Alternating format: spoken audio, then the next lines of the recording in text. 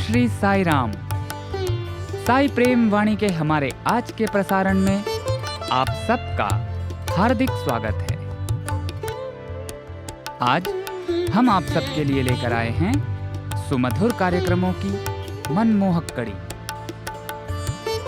आज के प्रसारण में आप दिव्य संदेश कार्यक्रम के अंतर्गत भगवान बाबा द्वारा लिखित महाग्रंथ श्री राम कथा रसवाहिनी का एक भाग सुनेंगे। तो चलिए कार्यक्रम का शुभारंभ करते हैं।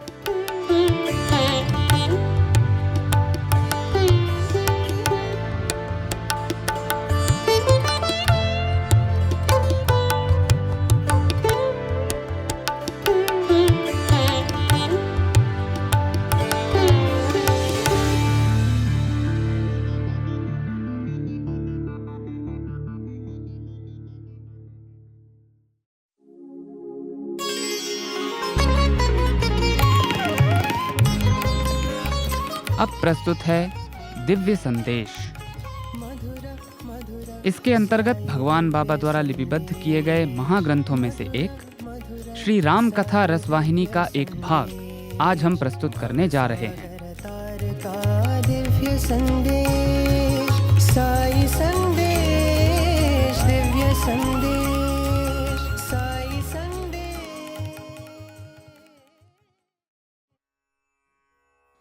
शूर्पणखा के वचन सुनकर रावण की वासना जागृत हो गई और वह विनाशकारी विपरीत बुद्धि का दास बन गया। वह राम और लक्ष्मण के प्रति घृणा भावना से पूर्ण हो गया और सीता को उनसे दूर ले जाने की योजना बनाने लगा।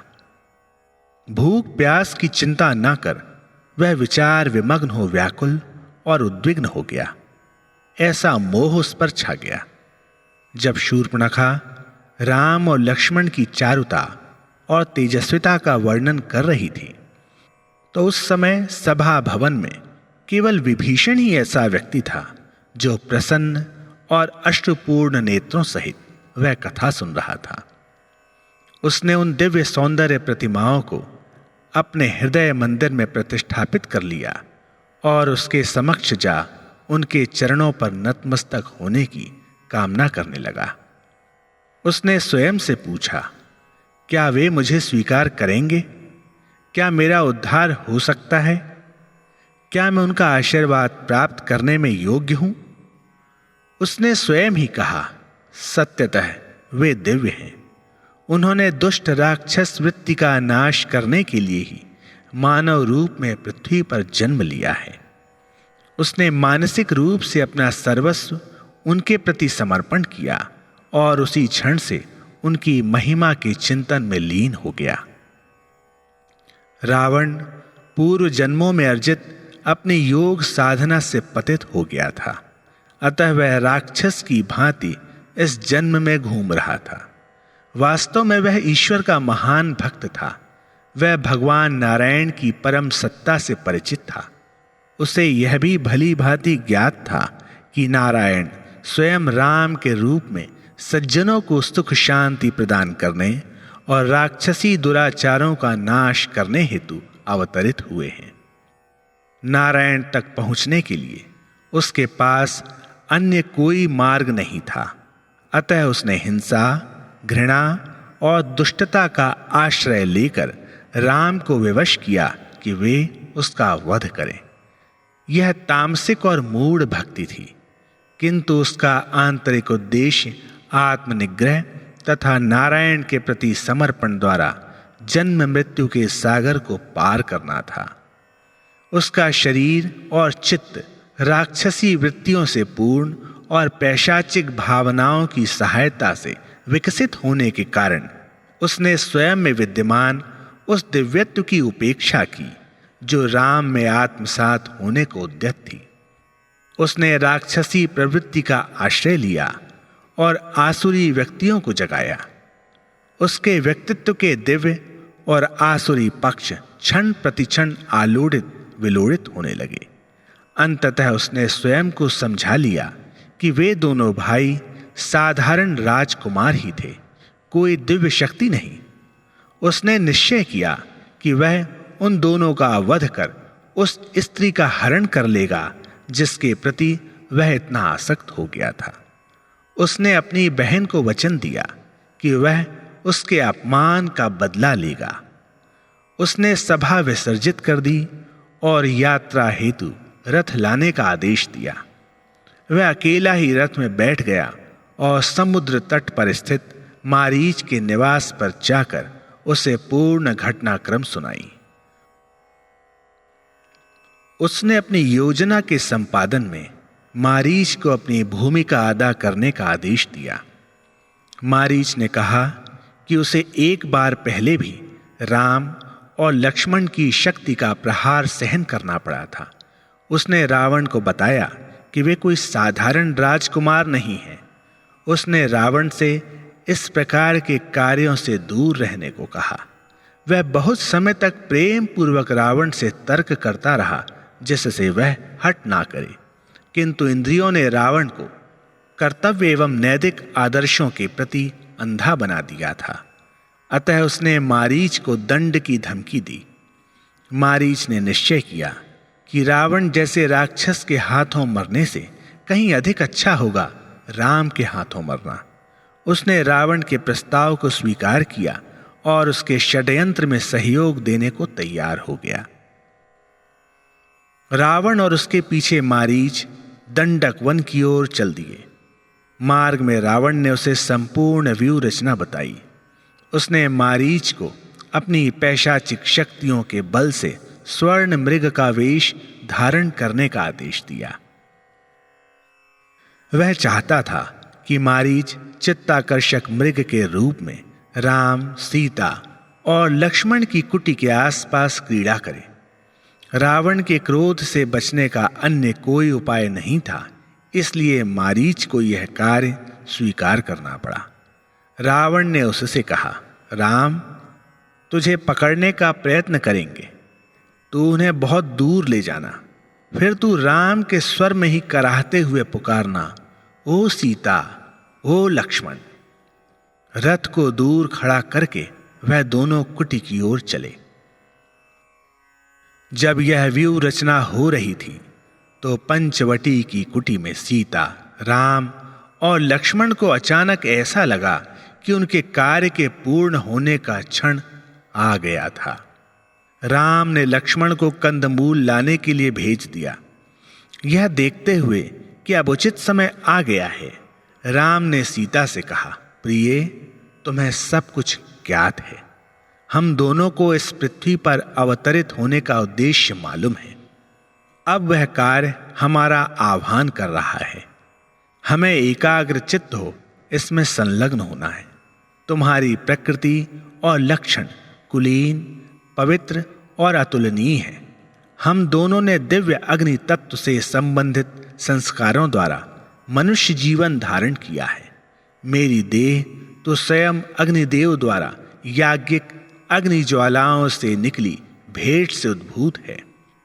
तुम उस धरती से उत्पन्न हुई हो जिस पर यज्ञ हेतु अग्निवेदी प्रतिष्ठापित करने को हल चलाया गया था। हमारे शरीर अग्नि से उत्पन्न है और अग्नि की उष्णता द्वारा पोषित है। अतः सीता, अपने सभी दिव्य गुण और तेज अग्नि में समर्पित कर दो तथा एक साधारण मनुष्य की भांति आचरण करो। मैं भी एक सामान्य मनुष्य के समान व्यवहार करूंगा और तुम्हारे प्रति दुख, चिंता तथा एकाकीपन की पीड़ा प्रदर्शित करूंगा। संसार हमारे इस सामान्य आचरण पर ध्यान देकर हमें साधारण मानव मानेगा। विश्व के लोग इसे सांसारिक आचरण और स्वाभाविक प्रतिक्रियाओं के रूप में ही स्वीकार करेंगे। स्मरण रहे कि हमारा लघुतम कार्य भी संसार के गृहस्थों के लिए एक आदर्श होना चाहिए। हमें पति पत्नी के संबंध में वे मर्यादाएं स्थापित करनी हैं जो सत्य और धर्म के अनुरूप हों। हमारी क्रियाएं शास्त्रों में निर्धारित आदेशों के अनुसार होनी चाहिए। हमें अपने जीवन को ऐसा उदाहरण बनाना है जिससे साधारण व्यक्ति उससे प्रेरित हो, उसमें वर्णित आदर्शों को अपनाएं। जब तक हम रावण और राक्षसों का नाश कर अपने परम लक्ष्य तक नहीं पहुंचते, तब तक हमें यह नाटक अभिनीत करना है। इसलिए अपना दिव्य प्रताप अग्नि में सुरक्षित रखकर माया पाश में बद्ध साधारण मानव की भांति व्यवहार करो, क्योंकि कारण के बिना परिणाम नहीं हो सकता। हमें रावण और राक्षस जाति का नाश नामक परिणाम प्राप्त करना है। अतः इसके औचित्य के लिए हमें कोई कारण उत्पन्न करना होगा। रावण की प्रवृत्ति में वासना का मूल दोष है। विश्व के समक्ष हमें इसी बात को प्रकट करना है। अतः हमें ऐसी स्थिति उत्पन्न करनी है जिसमें वह कामुकतावश तुम्हारा हरण करेगा। विश्व को यह बताना है कि ईश्वर के प्रति उसका समर्पण और भक्ति उच्च स्तर का नहीं है, क्योंकि ऐसे समर्पण का भाव का क्या लाभ यदि वह ऐन्द्रिक सुख और भौतिक इच्छाओं से मलिन हो। अपवित्र भाव से उद्भूत सभी क्रियाएं और आचरण क्षुद्र और मलिन होते हैं। ईश्वर के प्रति कामुकतापूर्ण भक्ति धूल के समान अपवित्र है। मानव जाति के कल्याण हेतु इस सत्य के स्पष्टीकरण का और प्रकटन का अब सही समय आ गया है। मानव जाति के समक्ष यह घोषित करना भी आवश्यक है कि मानवेतर शक्तियों को प्राप्त करने की भावना से की गई कोई भी आध्यात्मिक साधना, तपस्या, धार्मिक संस्कार अथवा नियम क्षुद्र और विनाशक होते हैं। हमें रावण को उदाहरण का केंद्र बनाकर मानव जाति को यह शिक्षा देनी है कि चाहे वह अपनी पैशाचिक वृत्तियां और भाव नहीं त्यागता, तो वह केवल एक ही परिणाम पर पहुंचता है, भले ही वह कितने ही दिव्य संस्कार और कर्म करे। वह उन सभी कर्मों को अपवित्र और व्यर्थ करता है। इससे भी अधिक हमें अपने समक्ष एक प्रबल संकल्प प्रस्तुत करना है। रावण को एक श्राप मिला हुआ है, किंतु उसे इस श्राप से मुक्त होने के साधनों से भी विश्वस्त कराया गया है। हमें यह देखना है कि उसके उपाय पूर्ण हो जाएं। उसके अंत का समय अब आ गया है। आज या कल हमें एक दूसरे से पृथक होना है। वस्तुतः हम अभिन्न अस्तित्व हैं और कोई भी हमें विलग नहीं कर सकता।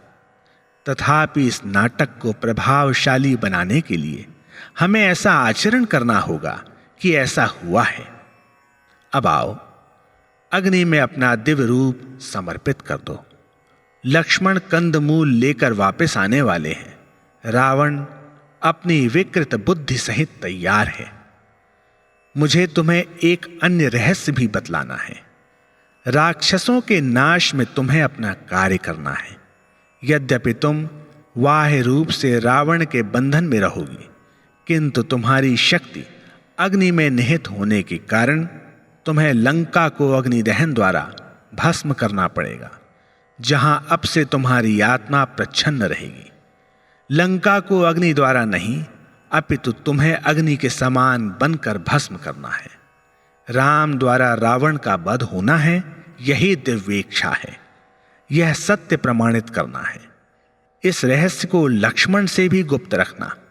हमारे इस कार्य में वह एक उपकरण है। जब यह कार्य पूर्ण कर हम अयोध्या में पुनः प्रवेश करेंगे, तो मैं तुम्हें उस अग्नि से पुनः स्वीकार करूंगा जहां तुम वास करोगी। उस कार्य को भी मैं विश्व के लिए उदाहरण के रूप में परिवर्तित कर दूंगा। राम ने कहा, अब नाटक आरंभ होता है। राम और सीता दोनों ही अभिनय की योजना निश्चित कर रावण के षड्यंत्र प्रकाशन की प्रतीक्षा करने लगे।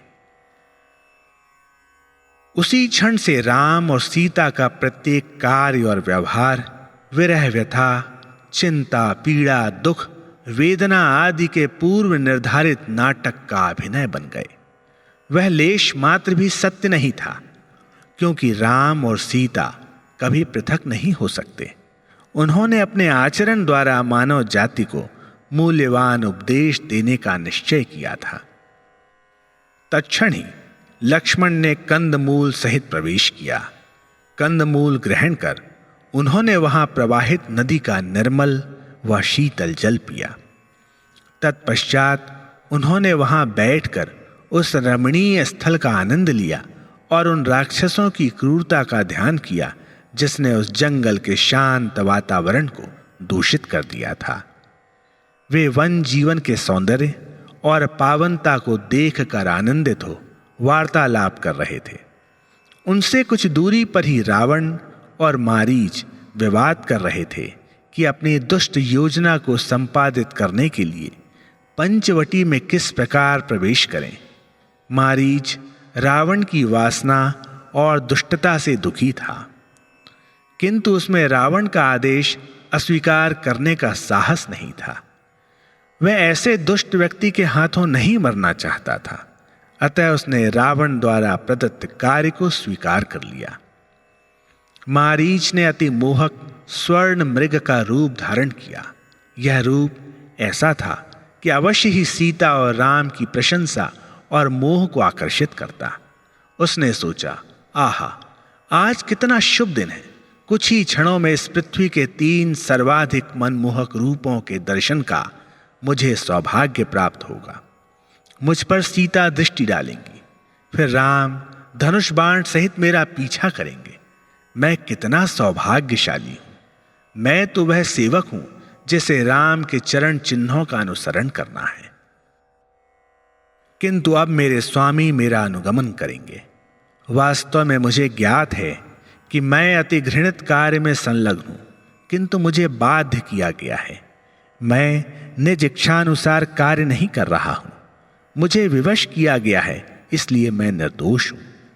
चाहे मैंने जो भी पाप किया हो, किंतु जब राम द्वारा छोड़ा गया बाण मुझ पर लगेगा तो मेरा यह कृत्रिम रूप लुप्त हो जाएगा। वह मेरी सुखद नियति होगी। क्या सभी व्यक्ति ऐसे अंत की आकांक्षा नहीं करते? क्या यह सभी प्राप्त कर सकते हैं? मुझे एक अन्य सौभाग्य भी प्राप्त होगा। जब मैं अपना अंतिम श्वास लूंगा तो मेरे नेत्र राम पर केंद्रित होंगे। वह दिव्य सौंदर्य मेरे समक्ष होगा। वह मधुर नाम मेरी जिह्वा पर होगा। आहा, मेरा जीवन सफल हो गया। मुझे स्वयं से अधिक सौभाग्यशाली कोई प्रतीत नहीं होता। मारीच अपने मन में यह मधुर विचार धारण कर पंचवटी की ओर बढ़ा। सर्वज्ञ राम और सीता दोनों ही उसके प्रकट होने की प्रतीक्षा कर रहे थे। मृग संकोचवश प्रत्यक्षतः अनिच्छा पूर्वक कुटी की ओर बढ़ा। क्षण भर सीता और राम का दर्शन कर किलोल करता हुआ कुछ कुलाचें भरकर लताओं के झुंड से झांककर मानो उत्सुकता व शीघ्र ही बाहर निकलने का प्रयत्न करने लगा। सीता, राम और लक्ष्मण ने उसकी क्रीड़ा को देखा और उसके सौंदर्य की सराहना की। उस मृग का स्वर्ण त्वचा होने के कारण उन्होंने निश्चय किया कि वह कोई अद्भुत प्रकार का मृग था। उन्होंने उसके विशेष लक्षण देखे और उसके सौंदर्य से अति मोहित हो गए।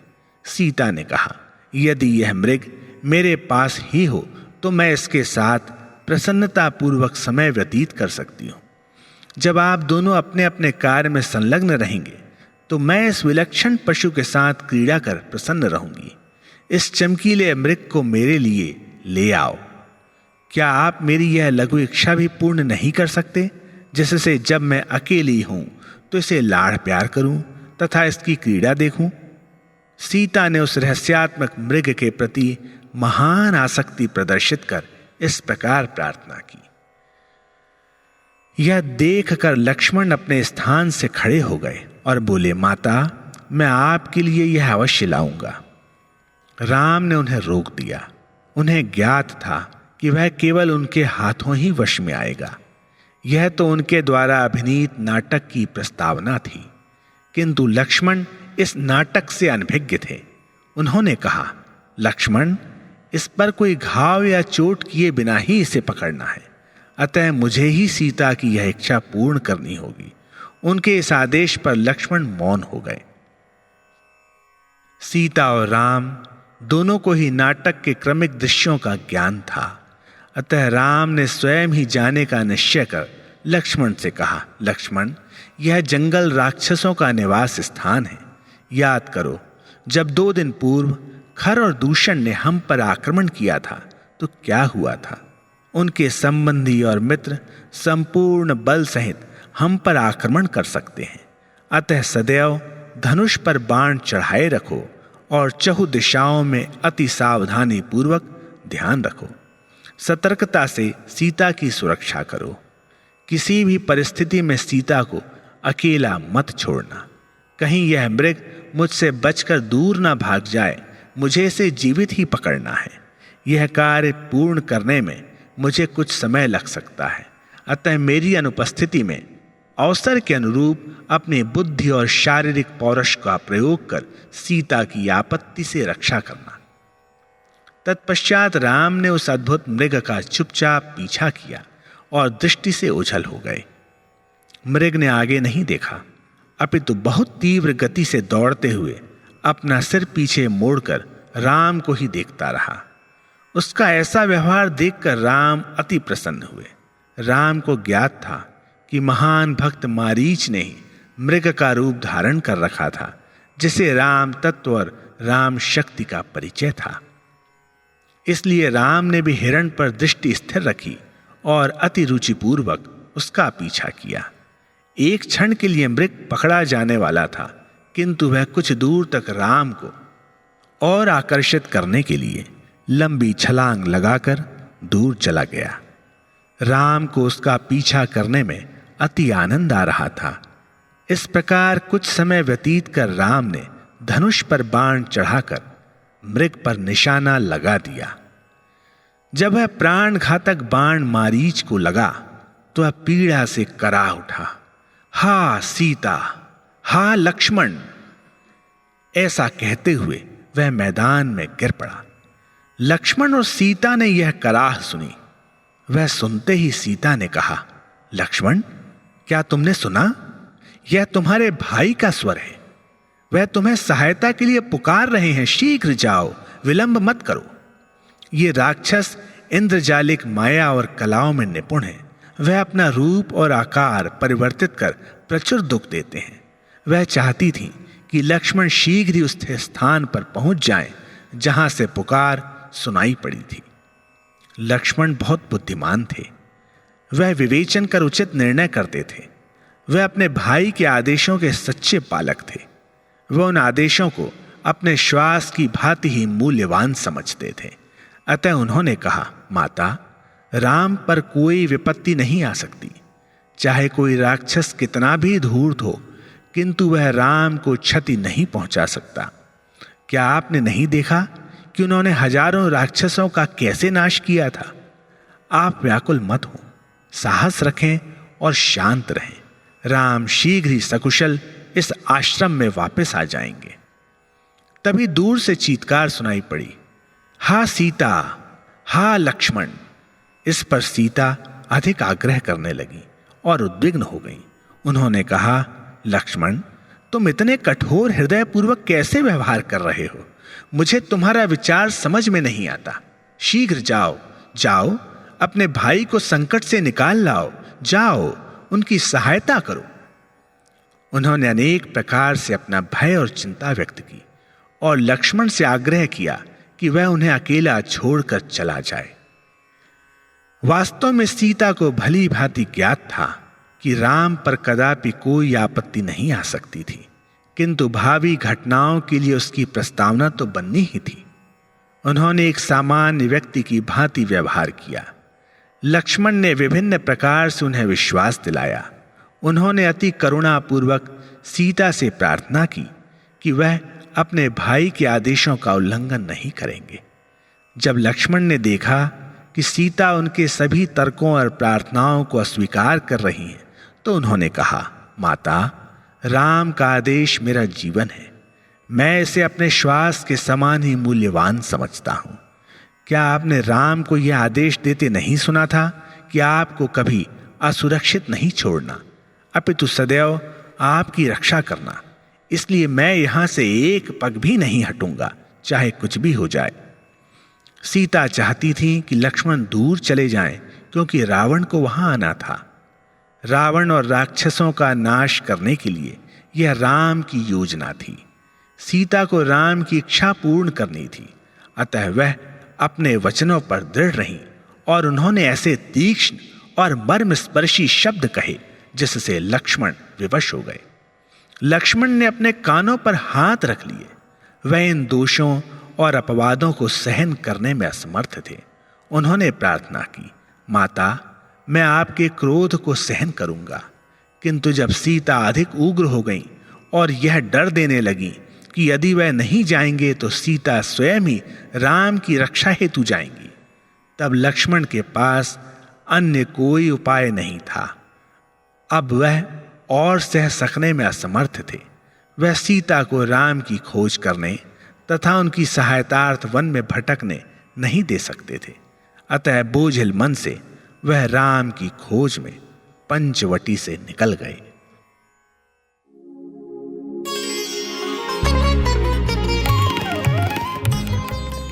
अभी आप सुन रहे थे दिव्य संदेश।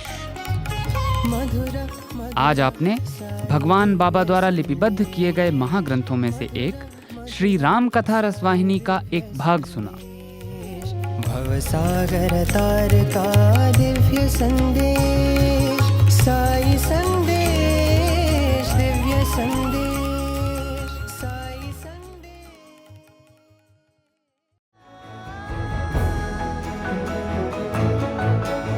प्रिय श्रोताओं, अब समय है हमारे साईं प्रेमवाणी के इस प्रसारण को विराम देने का। हमें आशा है हमारा आज का कार्यक्रम आपको पसंद आया होगा। अपने सुझावों को हम तक जरूर भेजें। हमारा व्हाट्सएप नंबर है 9393258258 93 258 258। हिंदी भाषा में हमारी ये सभी प्रस्तुतियां YouTube पर भी उपलब्ध हैं।